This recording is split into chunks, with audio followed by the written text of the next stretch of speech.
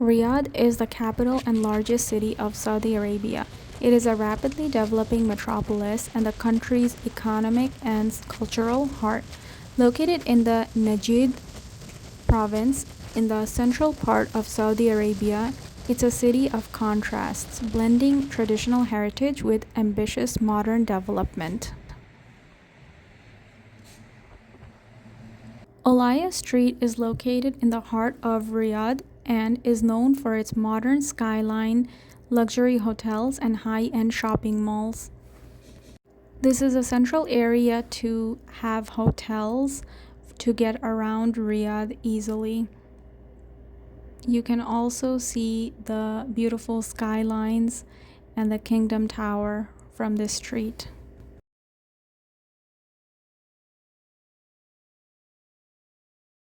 Boulevard Riyadh City is a sprawling, vibrant entertainment and leisure complex located in Riyadh.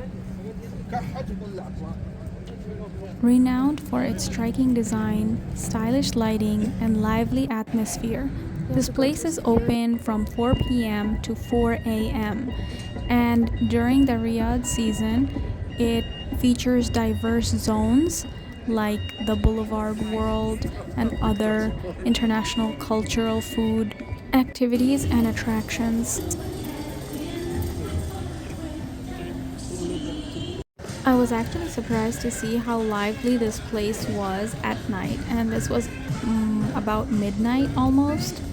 Something to note about Saudi Arabia is that most places open in the afternoon. They're closed during the daytime because probably it's so hot, and they open in the afternoon and stay open until very, very late at night, like 2 a.m., 4 a.m.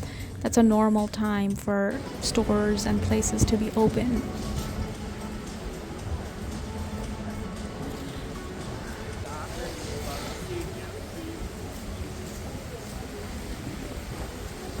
This is a great free area that you can come to and enjoy the time with your family once the sun has set and it's colder outside.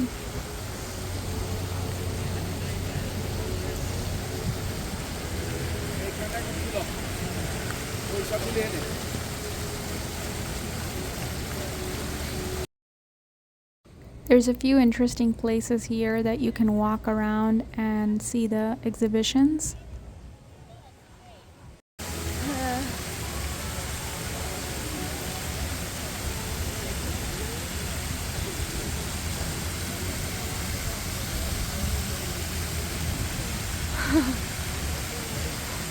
You can find plenty of food options with a nice outdoor seating area by the fountain.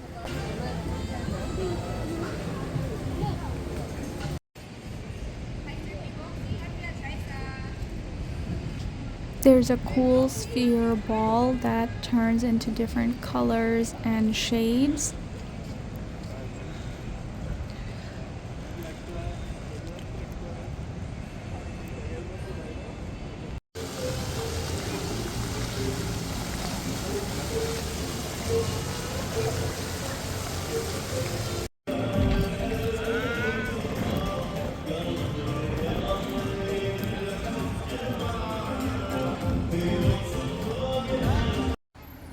There are many modern landmarks you can see in the downtown area of Riyadh.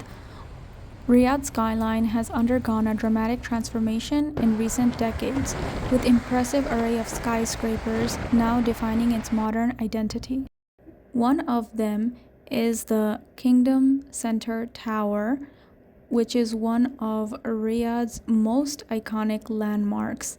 This skyscraper houses a luxury shopping mall, and its most captivating feature is the Skybridge, a 65-meter long glass observation deck on the 99th floor that offers unparalleled panoramic views of the sprawling Saudi capital. The price to enter is about 69 riyals or about 18 to 20 US dollars at this time. King Farhad Road and the King Abdullah Financial District are the areas which are easily accessible from the historical downtown and modern commercial heart of the city. You can find many buildings of various architectures, and they're very interesting to look at. These buildings look so strange, as if like you're in the future. Each of the buildings have different shapes and sizes, and some look backwards, and it takes a while for you to figure out what the building actually looks like.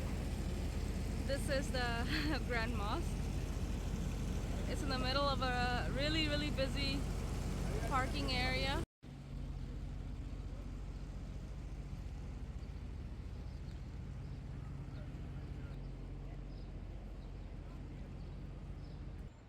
The King Abdullah Financial District Grand Mosque in Riyadh, Saudi Arabia is a truly remarkable piece of modern Islamic architecture. But this isn't your traditional mosque design. It has a stunning blend of innovation and Islamic heritage, inspired by the crystalline form of a desert rose.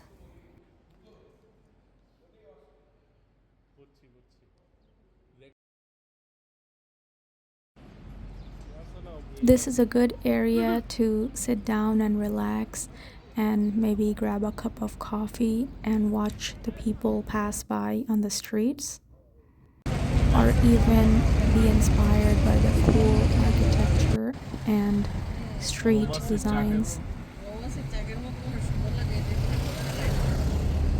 এগুলো রাতে অনেক সুন্দর লাগে।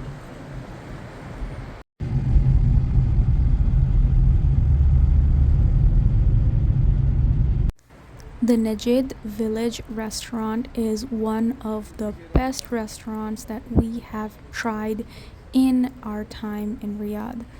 This location was in the King Salman neighborhood, but they do have other locations throughout Riyadh. Najd Village restaurant is a highly renowned restaurant in Riyadh, celebrated for offering very authentic and immersive experience of the traditional Najdi, or like Central Arabian cuisine and culture. This place really transports you back in time with its unique ambience and setting, and the architecture, decor, and even the floor seating gives you the traditional experience. Over here, they have displays of really cool things, artifacts from the past, daggers, and other things which were used back in the days.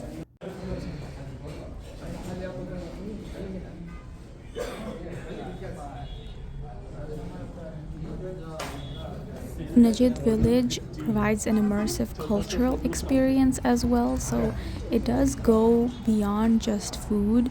Its interior design mimics traditional Najdi homes with elements like mud brick architecture, antique instruments, and the comfortable floor seating areas with carpets and pillows. Many of the branches have open air courtyards, which are characteristic of traditional Najdi homes. These courtyards provide natural light during the day and can offer a pleasant atmosphere in the evenings.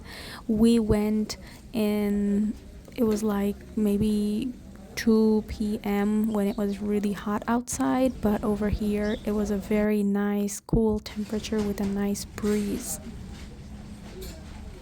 The outdoor spaces also have really cool artifacts, colorful doors, cooking utensils. Sometimes they have Bedouin jewelry, spices, and these all contribute to the authentic village feel. And these outdoor areas are pretty much designed to reflect the traditional Saudi Arabian heritage. The restaurant specializes in dishes from the Najd region, and it has really bold aromatic flavors and spices.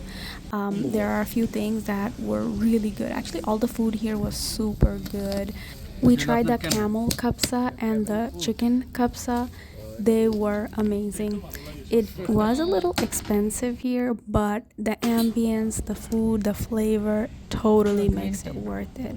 The tea was pretty good too. We tried the saffron tea. We also had some appetizers, fried potatoes, and something called kised, which is seedless whole date sauteed with brown flour cooked in butter. It was really good. They do have other seating areas inside small tents. If you have a large group, then you can sit here as well.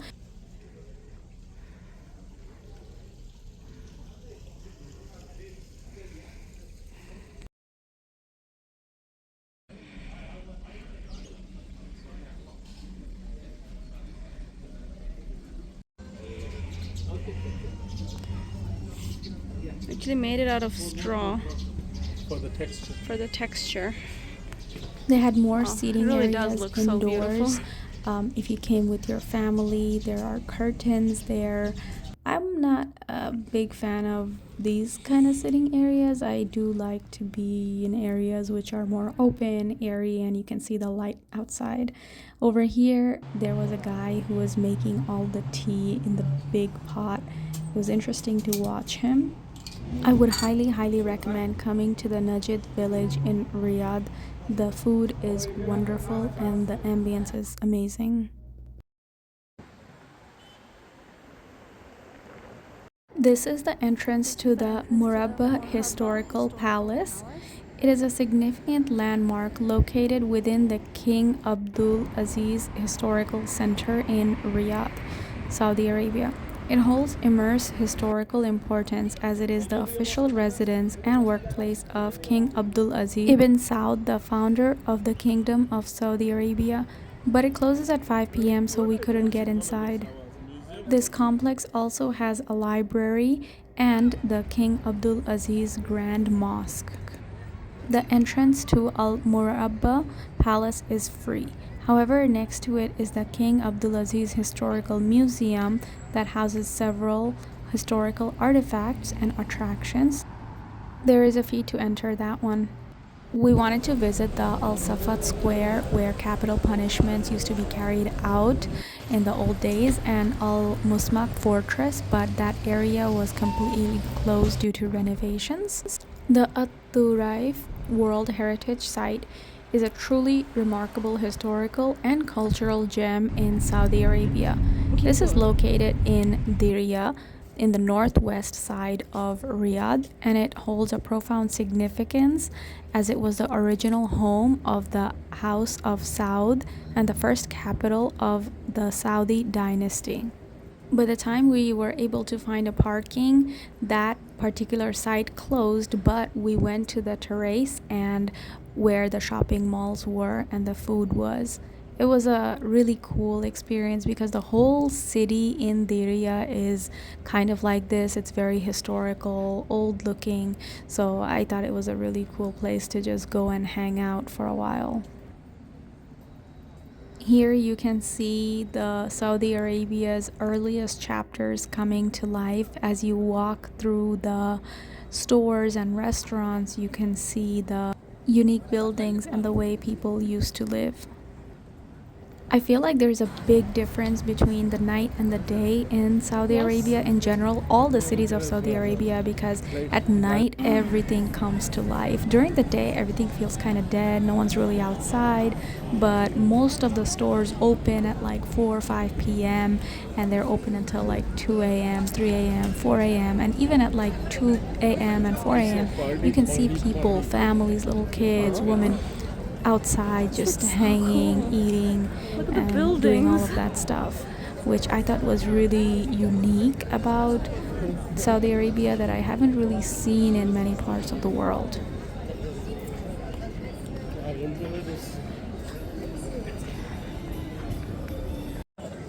Diriyah was the first capital of Saudi Arabia, and this was significant because it marked a pivotal moment in history of the Arabian Peninsula, leading to the unification of tribes and the spread of their influence. It's a really beautiful spot to come and relax in, to have a cup of tea or coffee at with your family or friends. Over here, you can see a lot of people are out and about in this time of the night. It's almost 1 a.m., and you can still see the crowd here. And we were walking back towards Bujari Terrace in Diriyah, and there were so many cool spots to stop in and look around at. The nighttime really makes everything more magical because everything is lit up so beautifully. They do put a lot of beautiful lights and decorations that are only visible in the nighttime, so I think it's a lot better coming in the evening and seeing all the night lights here.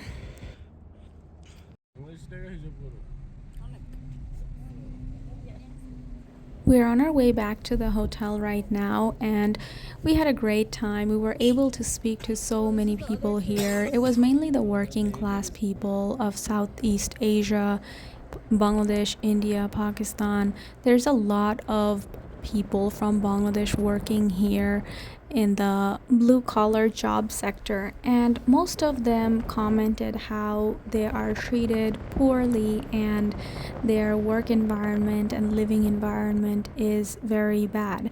So I do hope that this changes in the near future as Saudi Arabia opens its doors to tourism. All adventures must come to an end. So now we are at the airport waiting for our flight from Riyadh to Medina.